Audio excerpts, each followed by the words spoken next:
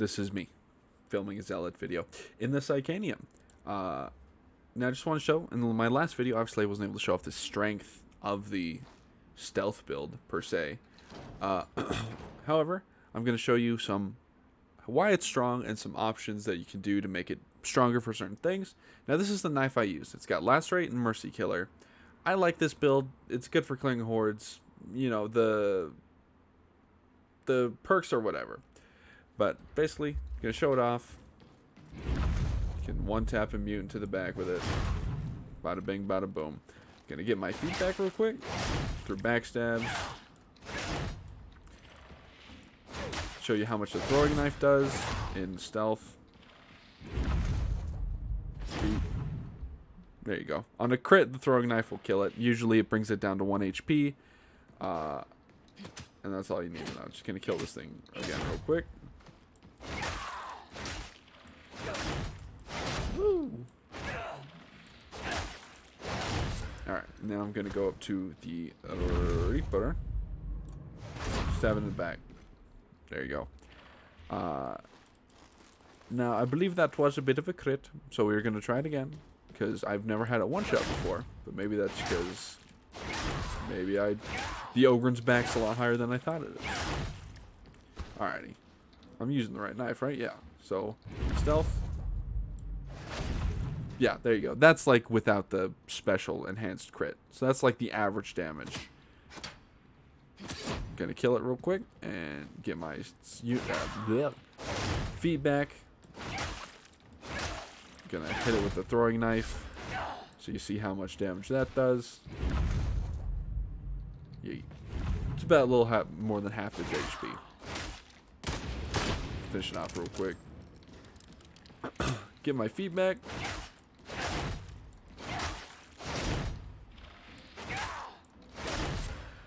Alright. Gonna go up to the Crusher. Gonna stab it in the back. It's a little more than half its HP. Not bad. Finish it off real quick. Gonna get my feedback on these guys because they're a lot squishier.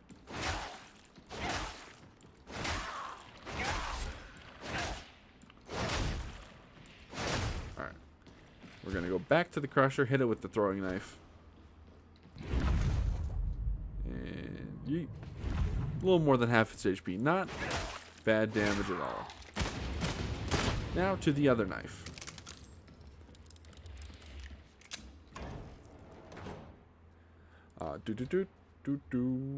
Which one is it? This one? Yes, it is. Alright, now this one has Uncanny Strike, which is 20% rending on enemy weak spot for 3.5 seconds. Which is like face hits and stuff. And then 45% rending on backstab hit. Now, I'm pretty sure weak spot hits apply for the backstab. I could be wrong though, so take that with a grain of salt, but I'm pretty sure it does. Alright, and then we're going to show this off. Once again, we'll just do it on the mutant real quick, just to show that it can still do the funny thing.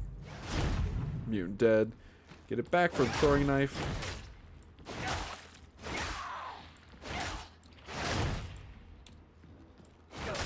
Alright.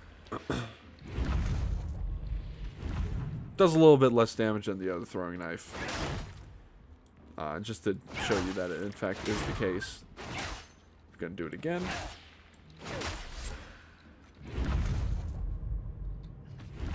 See? There you go.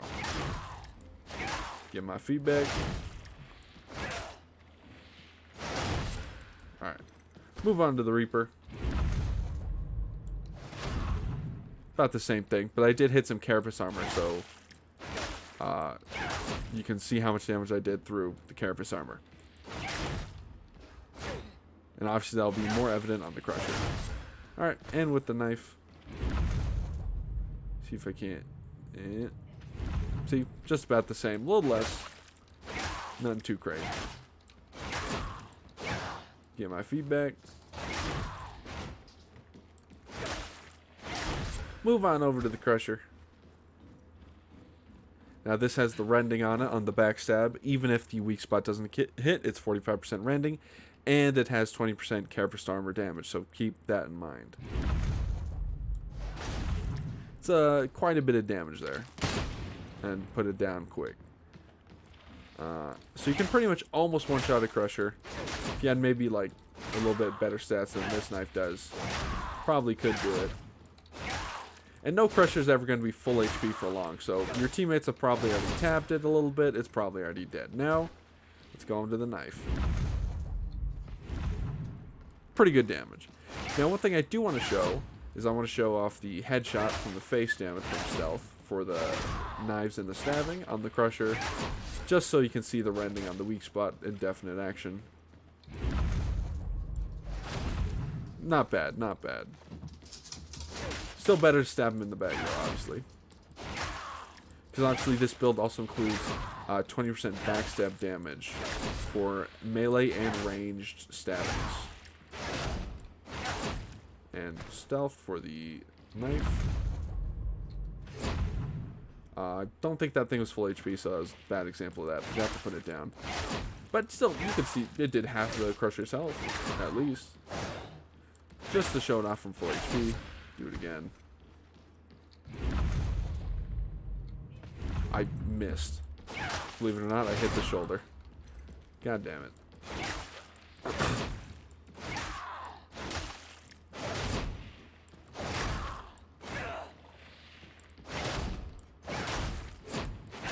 Alright.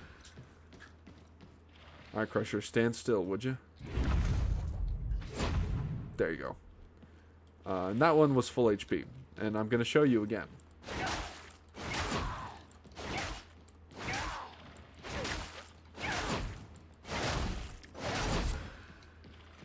From stealth. Full HP. So that's how strong that is. And this is it without stealth. 300 damage. 600 damage. 872. 1000. Got him. Look at him, stupid dumb idiot. You don't even know you're dying. And obviously that affects stacks, so you could theoretically do that and do way more damage.